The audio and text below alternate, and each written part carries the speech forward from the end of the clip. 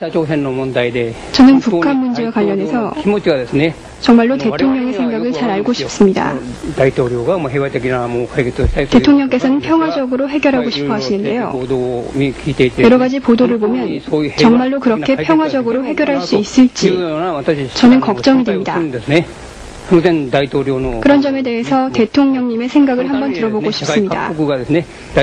이를 위해서 세계 각국도 대통령과 손을 잡고 평화적인 해결을 위해서 노력하고 있는데요.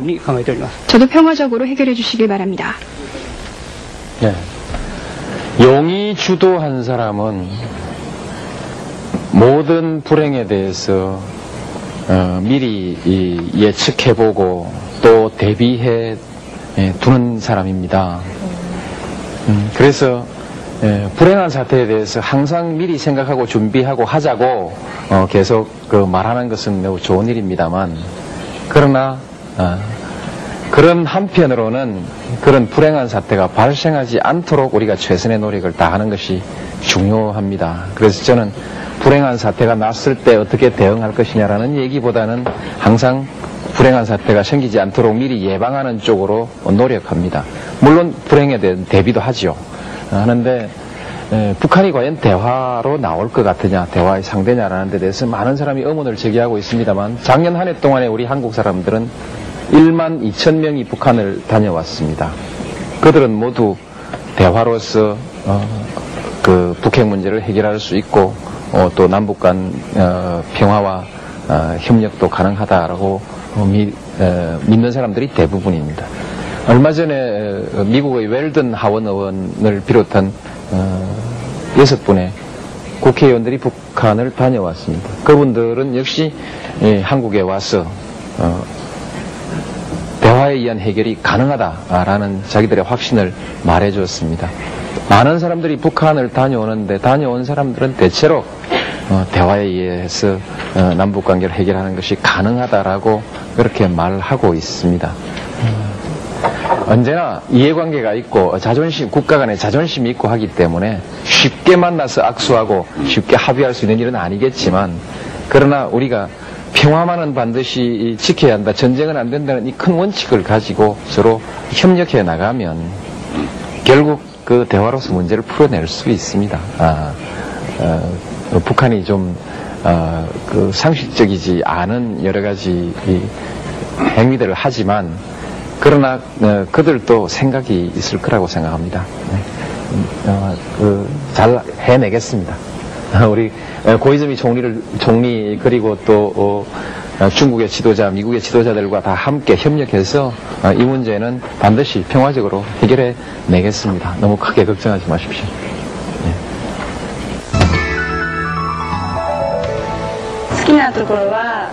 좋아하는 점은 애국심이 강하다는 점과 특히 음식이 맛있다는 점입니다.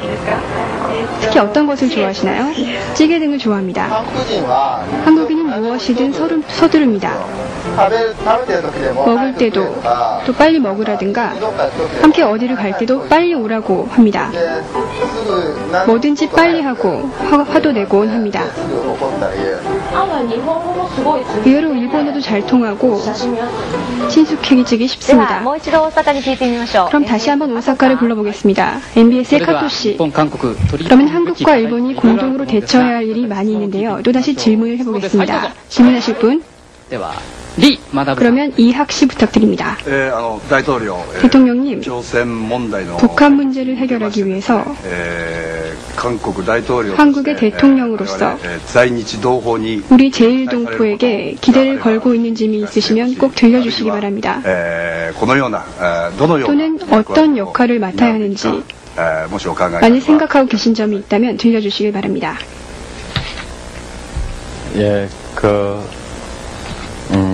일본에 계신 한국 동포들만의 문제는 결코 아닙니다. 따로 얘기할 일은 아니고 일본 국민들과 한국 국민 모두가 이 문제에 대해서 깊이 생각하고 또한 책임을 함께 나눠야 합니다. 많은 사람들이 어떻게 될 거냐 이렇게 묻습니다. 또 이러이러한 나쁜 경우에는 어떻게 대응할 거냐라고 묻습니다. 그런데 저는 지금 이 시기에 우리가 위험한 상황에 몰리지 않으려면 어떻게 될 거냐를 예측하는 일보다 그런 불행한 일이 생기지 않도록 함께 노력하는 것입니다. 저는 정치를 하는 사람이 해야 될 일은 예측도 중요하지만 예측만 해서는 안 되고 새로운 상황을 만들기 위해서 스스로 노력하고 또 방향을 제시하고 국민들과 함께 나갈 수 있어야 합니다. 저는 그래서 국민 여러분들께 제가 드리고 싶은 말씀은 우리가 우리는 미래를 예측만 하지 말고 새로운 미래를 함께 만들어 갑시다. 만들어 나갈 수 있습니다. 역사는 사람의 의지에 의해서 만들어지는 것입니다. 그렇기 때문에 여러분이 의지를 가지고 하면 된다는 말씀을 꼭 드리고 싶습니다. 자,もう一人行きましょうか。 질문을 하나 더 받겠습니다. 자, 요시다さんどうぞ。 요시다 씨 부탁합니다. 요시다 씨는 주부입니다. 대통령께서 앞으로 보다 더 우호 관계를 심화시키고 싶다고 생각하는 국가가 있다면 베스트 3를 말씀해 주시고 그 이유를 함께 말씀해 주십시오.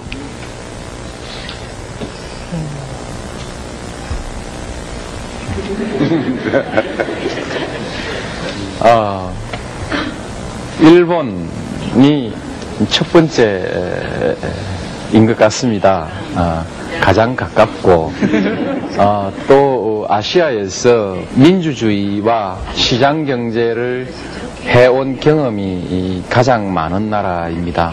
그리고 실제로 한국 경제와 일본 경제는 밀접하게 서로 이렇게 서로 결합되어 있고 서로 의존되어 있기 때문에 이제 일본과 한국은 아주 가까운 나라라야 합니다.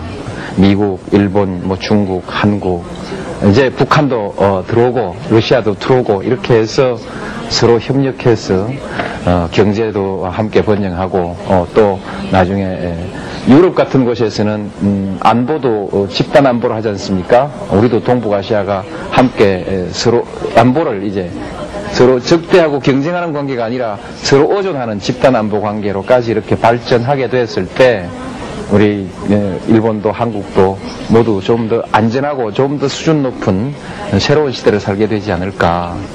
それではもう少し会場の質問、だんだん日本と韓国 그러면 점점 일본과 한국의 관계에 대한 얘기가 높아지고 있는데요. 여기서 다시 한번 질문을 들어보겠습니다. そっち聞いてください。日韓の教師の交流であるとかですね。 한일 교사들의 교류 등이 가능하진 않을까요? よろしかったらですね。 만약 괜찮으시다면 小泉総理 고이즈미 총리에게도 제안해 주시기 바랍니다. よろしくお願いします。 잘 부탁드립니다. 네, 지금 교과서 문제를 위해서는 양국의 교과서 문제를 연구하는 위원들이 모여서 지금 연구를 하고 있습니다. 선생님들 상호 간의 교류 같은 것도 좋으리라고 생각합니다. 그러나 그것은 정부가 앞장서는 방법도 있겠고 정부가 앞장서지 않고 선생님들 상호 간에 서로 협의해서 교류를 터나가는 민간 교류도 있을 수 있다고 생각하는데 오히려 언론 생각하기엔 민간 교류가 좀 더 실제로 효과가 있지 않을까 하는 생각이 듭니다. 크게 포괄적으로 말해서 과거사 문제에 관해서 저는 어떤 심정으로 제게 이 질문을 할까 라는 데 대해서 좀 착잡한 생각을 해봅니다. 저는 이번에 과거사 문제를 말하지 않기로 했습니다. 그러나 말하지 않기로 했다고 해서 걱정이 전혀 없는 것은 아닙니다. 저는 과거사는 그냥 과거사가 아니라 우리가 미래를 어떻게 운영해 나가느냐, 꾸려 나가느냐에 따라서 과거사는 나쁜 기억으로 되살아날 수 있고 또 그것이 미래로 가는 길에 장애물이 될 수도 있습니다. 길을 막을 수도 있다는 것이죠. 그러나 우리가 미래를 잘 풀어나가면 과거사는 그야말로 과거 속에 존재하는 하나의 역사적 기록으로만 남을 것입니다. 과거사를 자꾸 덜먹이는 사람들이 한국에도 있고 중국에도 있습니다만 덜먹이는 사람들의 마음속에는 과거에 대한 분노만 있는 것이 아니고 미래에 대한 불안이 항상 있기 때문에 그 불안 때문에 자꾸만 과거를 상기시키면서 거기에